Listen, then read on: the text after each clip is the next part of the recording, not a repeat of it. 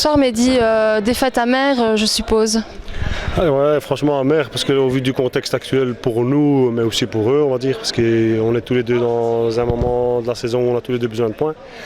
Après pour nous c'est vrai que c'est difficile parce qu'au vu de notre match, je pense qu'on méritait quand même un peu mieux, même si en deuxième mi-temps ils n'ont pas démérité non plus.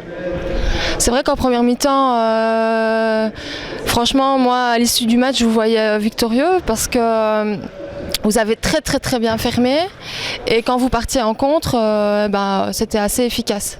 C'est ça, franchement en première mi-temps on l'a bien fait, après on encaisse pour moi je pense le 3-2 en fin de première mi-temps qui a fait mal parce qu'à 3-1 c'est autre chose, on a encore une marge de 2 goals. Là 3-2 c'était plus difficile. Mais deuxième mi-temps, il a failli y avoir des détails qui ont fait la différence. Mais je pense qu'il y a des décisions arbitrales aussi qui étaient aussi à discuter.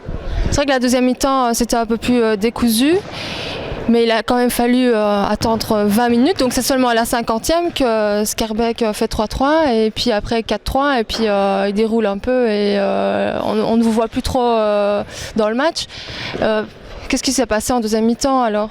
Ici, nous, ils ont très bien joué le coup, ils nous ont vraiment poussé un peu beaucoup plus bas et nous le bloc il était vraiment très bas. Moi physiquement je suis encore je pense un peu très loin, donc je reviens déjà de loin, donc c'était difficile pour moi de suivre tout le match en deuxième mi-temps aussi. Et ils ont réussi à mettre aussi un peu de pression sur les arbitres ou des fautes vraiment discutables. Après on va dire que oui c'est la défaite qui dit que bon on est peut-être mauvais perdant mais pas du tout parce que moi je pense qu'ils méritent, d'un côté ils méritent quand même leur victoire, sinon ils n'auraient pas mis autant de goals. Mais je pense qu'il y a beaucoup de décisions et là ça fait beaucoup, c'est souvent le cas. Certes on est quand même des râleurs, que ce soit le président Georges ou moi, c'est vrai qu'on est des râleurs, mais à un moment donné, il faut quand même être impartial dans le sport. Et si tu ne l'es pas et que tu joues en faveur d'une équipe, moi je trouve ça quand même dommage, surtout à ce niveau-là, parce qu'on sait, avec tout le respect que j'ai pour la Ligue, il y a encore beaucoup de choses à travailler dans la Ligue. Sans critiquer, hein, mais si on veut avancer et faire un championnat vraiment correct, il y a beaucoup de choses à remettre en question, dont la formation.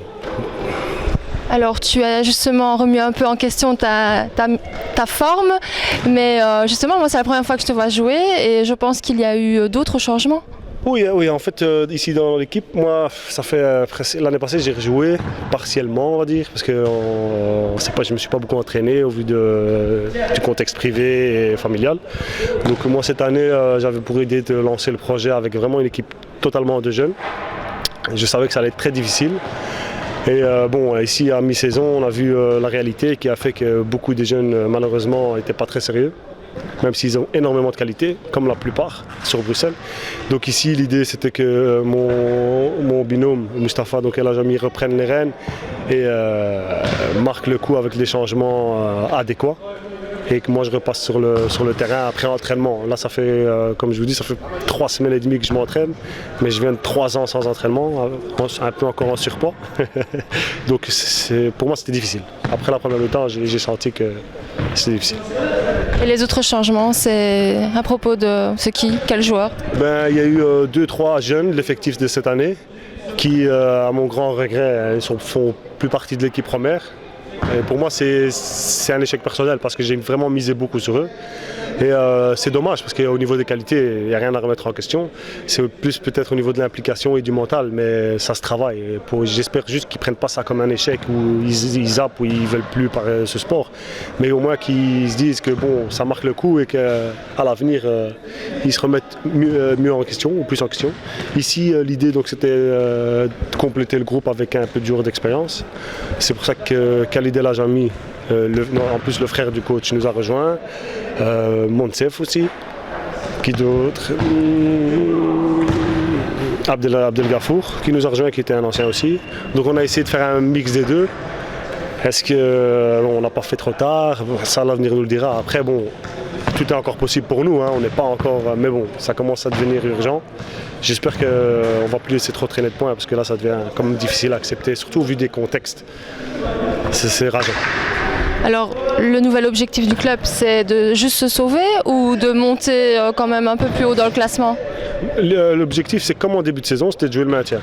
Ici là c'est réellement l'objectif encore plus parce qu'on est vraiment en zone limite. Pour le moment on est barragiste clairement.